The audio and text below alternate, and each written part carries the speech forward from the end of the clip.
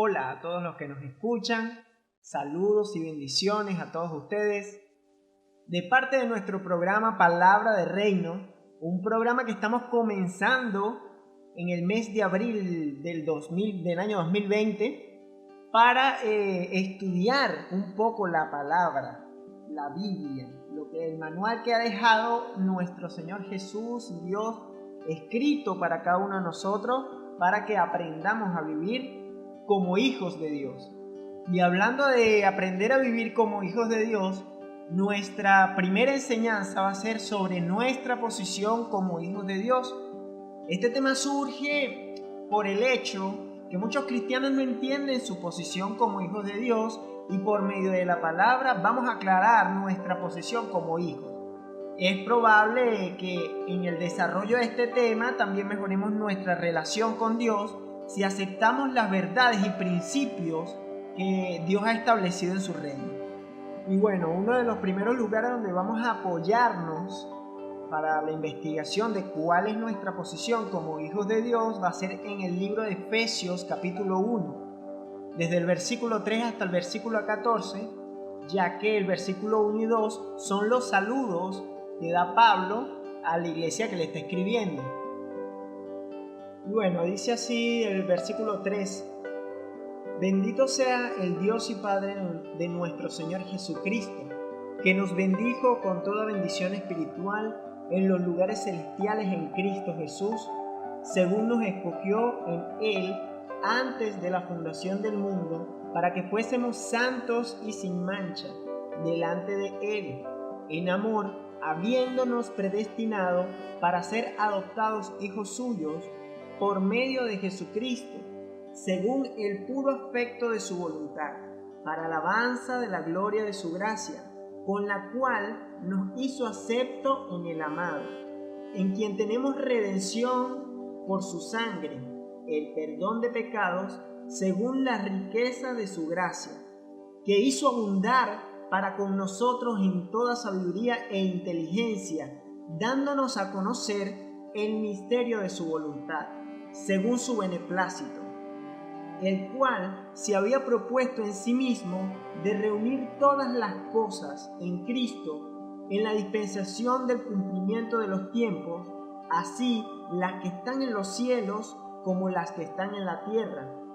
En Él, asimismo, tuvimos herencia, habiendo sido predestinados conforme al propósito del que hace todas las cosas según el designio de su voluntad, a fin de que seamos para alabanza de su gloria, nosotros los que primeramente esperábamos en Cristo. En Él también vosotros, habiendo oído la palabra de verdad, el evangelio de vuestra salvación, y habiendo creído en Él, fuisteis sellados con el Espíritu Santo de la promesa, que es las arras de nuestra herencia, hasta la redención de la posesión adquirida para alabanza de su gloria.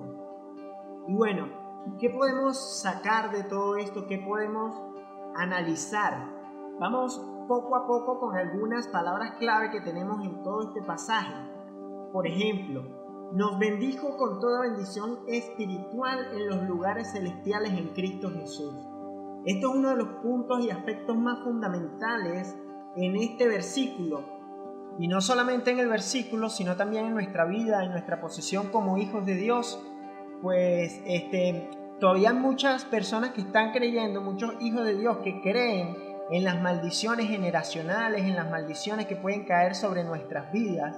Y como hijos de Dios no entienden este aspecto tan básico, este fundamento, este principio del reino que establece que nosotros fuimos bendecidos con toda bendición espiritual por medio de Cristo Jesús.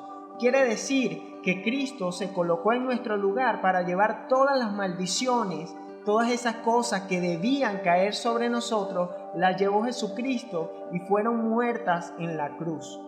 Y claro, apoyándose en versículos como Deuteronomio 28 o en la historia de Job, que estaban antes de la gracia y antes de la muerte de Jesucristo, hacen un estudio sobre eso diciendo que los hijos de Dios podemos traer maldiciones o pueden caer sobre nosotros maldiciones, cuando eso fue llevado a la cruz del Calvario por Jesucristo mismo. Y bueno, seguimos. En Efesios 1, más adelante dice, nos escogió antes de la fundación del mundo. Este pensamiento lo podemos reforzar en Juan 15:16, cuando Jesucristo le dice a sus discípulos, no me elegiste vosotros a mí, sino que yo os elegí a vosotros, y os he puesto para que vayáis y llevéis fruto, y vuestro fruto permanezca, para que todo lo que pidiereis al Padre en mi nombre, Él os lo dé. Aquí vemos la grandeza del propósito de Dios que dice su palabra, que nos escogió antes de la fundación del mundo. Dice también su palabra que en el vientre de mi madre, mi embrión vieron tus ojos. Más adelante también dice, nos adoptó para ser hijos suyos. Y esta palabra también adoptó, hay que estudiarla a fondo, porque muchas veces nos encontramos con personas que nos dicen que Dios es un Dios de judíos, nada más, pero vamos al significado de la palabra adoptar. Esta palabra viene del griego huiothesia, que significa el lugar y la condición de un hijo dado a alguien a quien no le pertenece de forma natural. Se dice de los creyentes que han recibido el espíritu de adopción, que esto es obviamente el Espíritu Santo, produce en ellos la conciencia de la filiación y la actitud que corresponde a hijos. Vamos a hablar un poco acerca de la actitud que corresponde a ser hijos de Dios, porque es muy interesante ver cómo cristianos, como hijos de Dios, le hablan a Dios de usted, le hablan a Dios como Dios Jehová, como Dios, un Dios lejano, un Dios que no está tan íntimamente relacionado con sus hijos. Y ojo, no estoy diciendo que sea malo hablarle a Dios como muchas personas están acostumbrados a hablarle, pero Dios es un Dios íntimo, un Dios cercano. Dios es alguien que está allí esperando que tú le hables, esperando que tú le demuestres el amor que tú le tienes también. Que seamos cartas abiertas delante de Dios y que dejemos todas esas palabras técnicas que queremos meter en nuestras conversaciones con Dios y hablemos con Dios cara a cara, que nos veamos con Dios, que hablemos con Dios y digamos, Señor, tú eres mi Padre, tú eres mi papito querido, tú eres aquel que está ahí íntimamente conmigo. Eso es lo que realmente quiere Dios, una relación, porque a eso se refiere la palabra cuando dice que nos adoptó como sus hijos. Y ahora vamos a un ejemplo con todo esto que les digo, porque ese concepto que yo les di, que dice, produce en ellos la conciencia de la filiación y la actitud que corresponde a hijo, y nos ponemos a pensar un poco cuál es la actitud que corresponde verdaderamente a un hijo. Vemos nuestra actitud como hijos terrenales en la casa con nuestros padres, pues nosotros nos sentamos a hablar con nuestros padres tranquilamente y a nuestra madre le decimos mamita querida, a nuestro padre también le decimos padre amado. Entonces debemos entender que Dios es una relación íntima. También en estos conceptos, en estas investigaciones que hacemos y que tenemos acá, dice una parte esencial: los creyentes son engendrados como niños por el Espíritu Santo mediante la fe. ¿Qué quiere decir esto? Cuando la palabra menciona que todas las cosas nuevas son y que nosotros somos nuevas criaturas, quiere decir que nosotros, por medio de esa adopción que menciona en Efesios, nosotros somos engendrados nuevamente y que por medio del Espíritu Santo y la fe somos hechos hijos suyos. Entonces esa conciencia de filiación y esa actitud que corresponde a hijo es la misma actitud que tú debes tener como si estás en tu casa con tus padres terrenales, porque Dios es tu Padre, es tu Creador, es aquella persona que lo sabe todo de ti y quiere una intimidad más profunda contigo. Y bueno, seguimos en Efesios, pasamos al siguiente punto que dice, nos aceptó en el amado. Esta palabra también aquí tenemos que tomar en cuenta muchas veces como cristianos y al evangelizar. Vemos que muchas personas le dicen a los que están evangelizando, ¿quieres aceptar a Dios como tu único y suficiente Salvador? Y realmente lo que debemos predicar es que Dios nos aceptó en su amado, que es Jesucristo, el Hijo unigénito. No está mal preguntarle a las personas, por supuesto, que si quieren aceptar a Cristo, porque eso es una decisión propia de nosotros. Pero realmente lo que hay que entender es que Dios nos aceptó a nosotros por medio de Jesucristo. También dice la palabra ahí en Efesios, fuimos redimidos por su sangre. Y bueno, esta palabra no es algo que tengamos que explicar, pues la palabra redimido sí ha sido popularmente estudiada. Redimido es una palabra que significa comprado por precio de sangre. Y nosotros fuimos comprados por precio de sangre, y ahí es donde tú tienes que entender que tú tienes un valor por encima de todas las cosas, porque quizás muchas personas dicen, yo no valgo nada, pero ¿sabes algo? Tú vales la sangre de Cristo, y por eso Jesús vino a dejar su vida para que tú y yo fuésemos salvos. Entonces tú vales la sangre de Cristo. También más adelante dice, nos hizo abundar en sabiduría y conocimiento. La traducción de la Nueva Biblia Viva dice, además derramó en nosotros la inmensidad de su gracia al impartirnos sabiduría y entendimiento.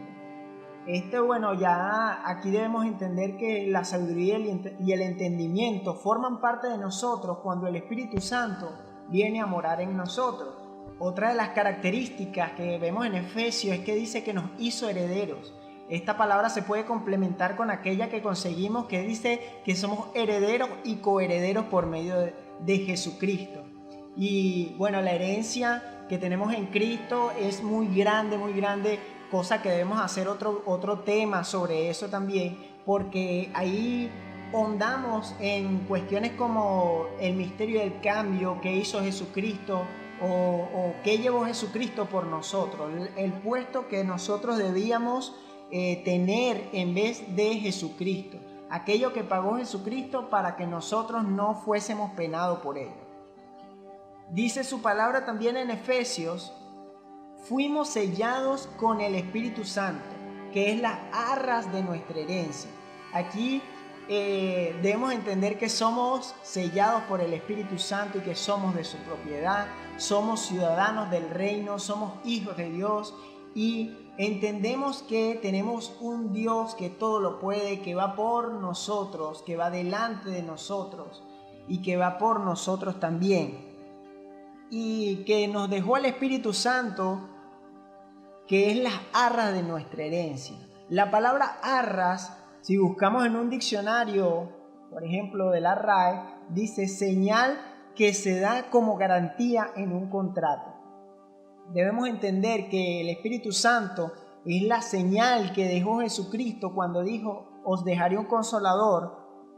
Cuando Jesucristo asciende y desciende el Espíritu Santo en nosotros como hijos suyos, y cada persona que acepta a Dios como su Padre tiene el Espíritu Santo, pues esta es la señal de que Jesucristo viene.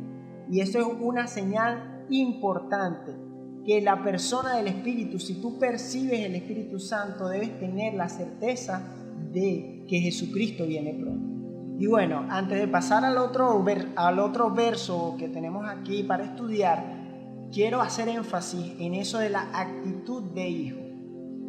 Pues estando en nuestros hogares, hablando con nuestros padres, con nuestros familiares, aquellos que viven con nosotros, tenemos una actitud de hijo diferente a la que mostramos delante de Dios. Por ejemplo, estamos en nuestra casa y si hay comida nos sentamos y comemos.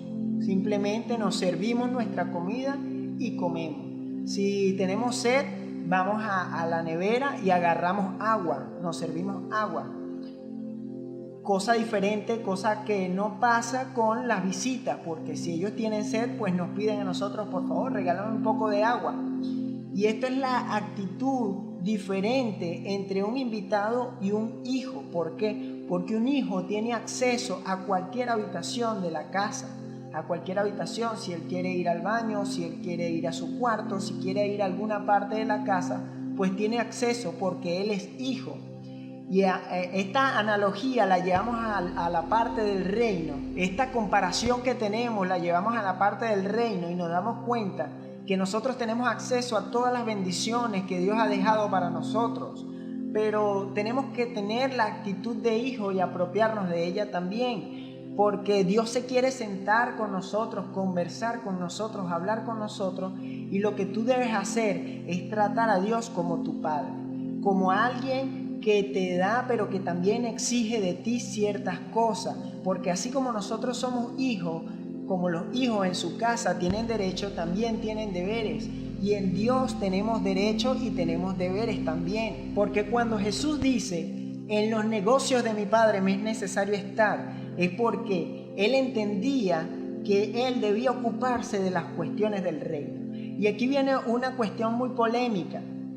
El evangelio de prosperidad. El evangelio de prosperidad es algo que todo el mundo habla, que Dios quiere hacerte próspero, que Dios quiere hacerte rico, que Dios quiere hacerte abundar en cosas, que Dios quiere darte, bendecirte, darte y darte y darte.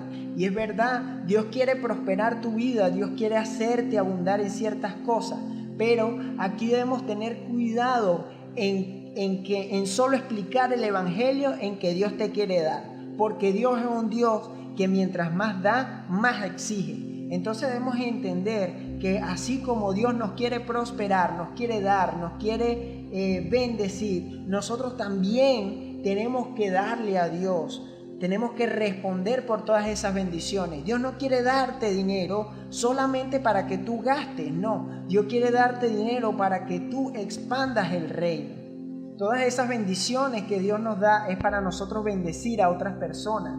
El evangelio de prosperidad habla solamente del Dios que da, pero no habla de aquellas personas que tienen que dar también a Dios para expandir el reino. Y no estoy hablando solo de dinero, estoy hablando de tiempo en invertir, para investigar, para expandir el conocimiento en Dios, para expandir el conocimiento de Dios sobre la tierra. Dios necesita hombres y mujeres dispuestos a expandir el reino de Dios y la palabra de Dios por toda la faz de la tierra. La fe sin obras es muerta, eso es lo que dice Santiago. Debemos evangelizar, debemos salir a las calles, debemos dar testimonio de aquellas bendiciones que Dios nos da a nosotros. Y bueno, para finalizar, vamos a también estudiar algunas partes del capítulo 8 de Romanos, la carta que le escribe Pablo a los romanos. Capítulo 8, versículo 1. Dice: ahora pues ninguna condenación hay para los que están en Cristo Jesús, los que no andan conforme a la carne, sino conforme al Espíritu. En otra traducción dice: así pues, no hay condenación para los que, estando en Cristo, no andan conforme a la carne. Y otra de las traducciones dice: por lo tanto, los que vivimos unidos a Jesucristo, no seremos castigados. Esa es una parte también que quería comparar allí algunas versiones de las Biblias, pues hay que entender que este castigo del cual nos habla, que esta condenación de la cual nos habla, es aquella que llevó Jesucristo en la cruz. Nuestra posición como hijos de Dios no es de pecadores. Nuestra posición ahora es de justificados delante de Dios. ¿Por qué? Porque Jesús, cuando vino, Él llevó todas nuestras cargas y nos puso a nosotros, nos colocó al lado, a la diestra de Dios también. Porque dice su palabra que si nosotros morimos con Él, juntamente con Él, seremos resucitados. Entonces debemos entender la posición, la nueva posición que tenemos nosotros como hijos de Dios. Y esta es una parte fundamental. Romanos 8:1 es una parte fundamental de nuestra posición como hijos de Dios. Entender que el castigo que iba a ser a nosotros puesto, que el castigo que nosotros merecíamos por ser pecadores, fue llevado por medio de Jesucristo a la cruz del Calvario. Que ese castigo que nosotros merecíamos fue llevado a Jesús. Las maldiciones fueron llevadas a Jesús.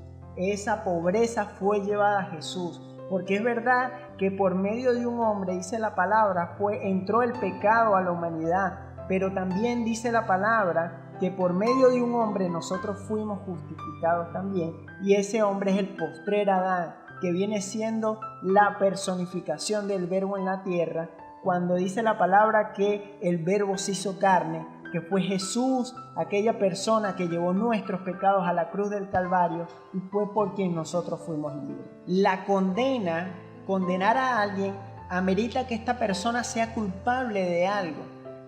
Y según lo que la palabra nos habla, nosotros fuimos liberados de toda culpa y toda culpa fue puesta en Jesús.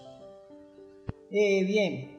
Más adelante en el versículo 5 dice, porque los que son de la carne piensan en las cosas de la carne, pero los que son del Espíritu en las cosas del Espíritu. Versículo 14 dice, porque todos los que son guiados por el Espíritu de Dios, estos son hijos de Dios. Pues no habéis recibido el espíritu de esclavitud para estar otra vez en temor, sino que habéis recibido el espíritu de adopción, por el cual clamamos, Abba Padre. El Espíritu mismo da testimonio a nuestro espíritu de que somos hijos de Dios, y si hijos, también herederos, herederos de Dios y coherederos con Cristo, si es que padecemos juntamente con Él, para que juntamente con Él seamos glorificados. Aquí vemos que el Espíritu de Dios, el Espíritu Santo, tiene que darte, tiene que hablarte para que tú entiendas, tienes que recibir de Él para que tú entiendas que verdaderamente tú eres un hijo de Dios. Debes tener una comunión íntima con el Espíritu Santo para que entiendas la voluntad de Dios sobre tu vida y entender la posición de Dios, la posición que tú tienes como hijo de Dios. Y dice aquí una parte muy importante, pues no habéis recibido el espíritu de esclavitud para estar otra vez en temor, sino que habéis recibido el espíritu de adopción. Nuevamente aparece la palabra adopción, por el cual clamamos Abba Padre. Y bueno, esta frase muy particular, Abba Padre, tenemos que tomarla en cuenta también, pues una expresión muy polémica, y vamos a desglosarla un poco. La palabra Abba es una palabra aramea que se puede traducir como papá. Era un término común que los niños pequeños podían utilizar para llamar a sus padres. Significa la estrecha e íntima relación de un padre con su hijo. Es la confianza que un niño pequeño llama a su padre de papi, según el teólogo alemán Joaquín Jeremías. Pero también el vocablo ab, o sea, ab nada más, es un vocablo que en el arameo también son las primeras palabras que menciona un hijo para decir papá o papito. Esto nos da una idea de la estrecha relación que cree Pablo nosotros debemos tener con Dios, con nuestro Padre, con nuestro papito querido. Pues dice en el versículo 15, no habéis recibido el espíritu de esclavitud para estar otra vez en temor, sino que habéis recibido el espíritu de adopción, por el cual clamamos Abba Padre. Nosotros debemos clamar, papito querido. El Espíritu mismo da testimonio a nuestro espíritu de que somos hijos de Dios. Debemos entender, debemos colocarnos en la situación en que nosotros somos hijos de Dios. Realmente tú fuiste adoptado por Dios, realmente tú eres hijo de Dios y tú eres heredero y coheredero por medio de Cristo. Así que con estas palabras me despido y espero que haya sido de bendición todo esto que estudiamos y que aprendimos hasta ahora. Y bueno, no queda más nada que decir, sino comparte este mensaje con las personas cercanas que tengas para que sea de bendición para ellos también. Y si tienes alguna duda, pues coméntanos, escríbenos para nosotros idearnos también algunos otros temas de conversación entre ustedes y nosotros y para seguir estudiando la palabra a fondo. Les bendecimos grandemente y un fuerte y gran abrazo.